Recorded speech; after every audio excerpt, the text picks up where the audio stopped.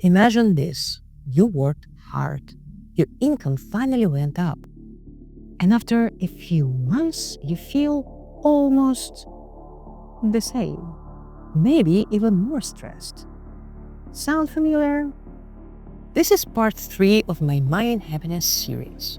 Today, we will talk about 3 forces that quietly steal happiness as our income grows: social comparison, hedonic adaptation, and materialism. Understanding them can literally save you years of running in the wrong direction.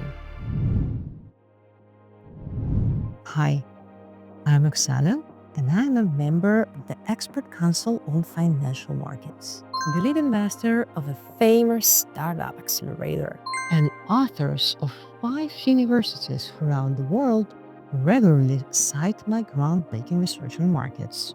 Okay, the last part is slightly exaggerated. None of these things are technically true. What is true, though, is that I work in investments and I'm genuinely fascinated by behavioral economics and how our biases shape financial decisions. And yes, I also just enjoy making fun of those over-the-top lists credentials in my videos. So with that out of the way, let's get to today's puzzle in the area of money and happiness. The Easterlin Paradox. Economists noticed something strange decades ago. At any given moment in time within one country, people with higher income usually report higher happiness. Same between countries. Richer countries are on average happier. But over many decades, as countries' average income grows, average happiness doesn't always grow much. This puzzle is called the Easterlin Paradox. One of the key explanations is a beautiful and cruel sentence often attributed to Theodore Roosevelt: "Comparison is a thief of joy." Let's unpack what that means in practice. Social comparison. When your neighbor's raise ruins your mood. We humans are experts at comparing ourselves with others. Not in a calm, rational way, in a very emotional one. If your income is $3,000 a month, people around you earn, let's say, $2,000, you may feel pretty successful and secure. But if you still earn $3,000 and everyone around you suddenly starts earning $5,000, your objective situation hasn't changed, yet your subjective happiness can drop. There are studies showing exactly this effect. Higher average income of neighbors is associated with lower life satisfaction of a given person. So it's not only how much I have, but it's how much I have relative to people I see in my reference group. So what we can do about it? A few strategies that actually help. Choosing your reference group consciously. Online, we often tend to compare ourselves with the global top 1%. Celebrities, influencers, extreme success stories. That's a recipe for permanent dissatisfaction. Try to spend less time in environments where everything revolves around status. Places, events, media, where the main game is who looks richer. Shift your focus to your own progress. Instead of, am I winning against everyone?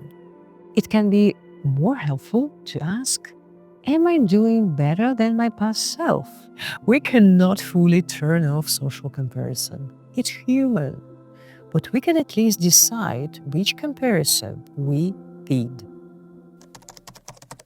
Hedonic adaptation, the treadmill effect. The second big force stopping us from enjoying our income growth is hedonic adaptation. We are incredibly good at getting used to good things. You get a raise. For a couple of months, life feels brighter. Then your brain quietly moves the new situation into normal category. In a large 16-year study in Germany, researchers found that about 2/3 of the boost in life satisfaction from higher income actually disappeared within 4 years. It doesn't mean the money had no effect. It means our expectations quickly update. That's why many people feel they are on a treadmill, running faster, but not really moving forward emotionally. Interestingly, people seem to adapt less to some things: status and autonomy at work, mastery, being really good at something, reputation, and contribution. So, what helps against adaptation? Instead of only buying status symbols, invest in skills, autonomy, and meaningful work. Use part of your income for new experiences and learning things that keep surprising your brain. And again, buy time. If you use extra income to reduce chronic stress, your baseline happiness can really move. Materialism, when money becomes the main goal. The third trap is materialism, when money and possessions become a central life goal by themselves. Meta-analysis that combine results from many studies show a clear pattern. Stronger materialistic values are linked to lower life satisfaction and higher level of depression and anxiety. It doesn't mean if you like nice things, you're doomed. The problem starts when having more becomes the main measure of success and pushes out other values: relationships, health, curiosity, contributions. What helps? Shift focus from what can I buy to what can I do, or with whom do I want to live my life? Set goals around experiences, learning, relationships, projects, not only net worth. Use part of your resources to support others and to build something beyond yourself. Ironically, when money becomes a tool for values instead of the main value, it becomes easier to both earn it and enjoy it. This was the third and final part of this Money and Happiness mini-series.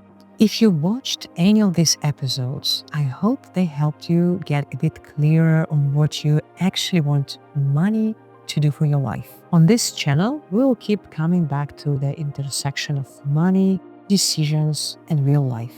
Sometimes through more practical investing topics, sometimes through stories from markets, or even famous fraud cases. And if you enjoy this series, please give this video a like. And tell me in the comments, what else in your view can undermine happiness as income rises? And if you want more deep dive professional finance content, things like how different products work, how to think about risk and return, the pillars of portfolio allocation, and my framework for looking at markets, that's mostly on my Substack. I go into more detail there. You will find the link in the description. And remember, money isn't one-time thing, it's a habit. Bye!